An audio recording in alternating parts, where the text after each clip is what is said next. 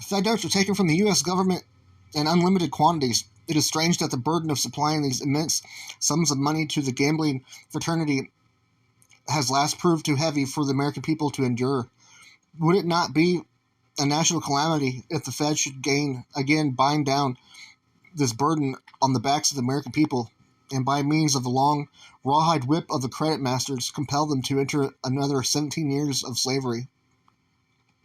They are trying to do that now.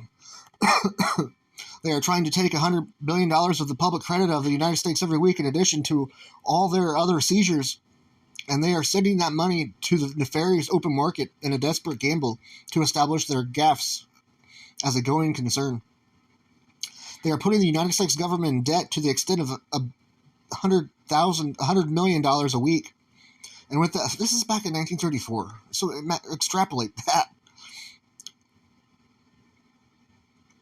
And with the money, they are buying our government securities for themselves and their foreign principals. Our people are disgusted with the experiences of the Fed. The Fed is not producing a loaf of bread, a yard of cloth, a bushel of corn, or a pile of cordwood by its check-kiting operations in the money market. Mr. Speaker, on the 13th of January of this year, I addressed the House on the subject of the Reconstruction Finance Corporation.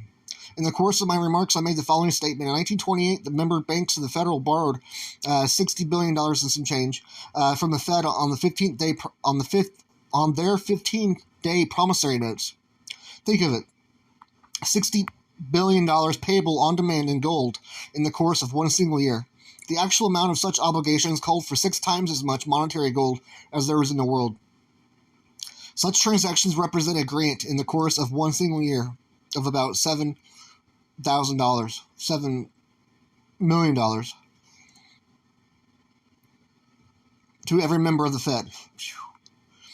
Is it any wonder that American labor, which ultimately pays the cost of all banking operations of this country, has at last proved unequal to the task of supplying this huge total of cash and credit for the benefit of the stock market manipulators and foreign swindlers? In 1933, the Fed presented the staggering amount of $60 billion to its member banks at the expense of the wage earnings and taxpayers of these United States. In 1929, the year of the stock market crash, the Fed advanced $58 billion to member banks. In 1930, while the speculating banks were getting out of the stock market at the expense of the general public, the Fed advanced them $13 billion.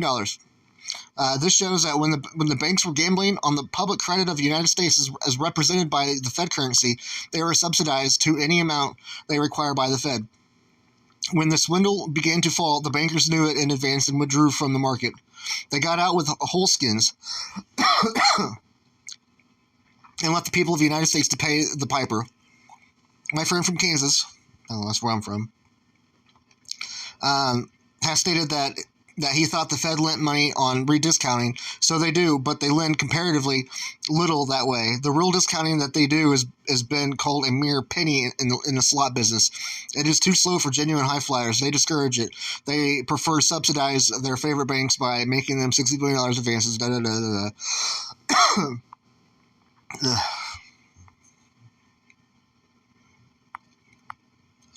For every dollar they advance at a discount of several billion dollars every year, pay no income tax on their profits to the United States. I'm not going to read this. Although it is.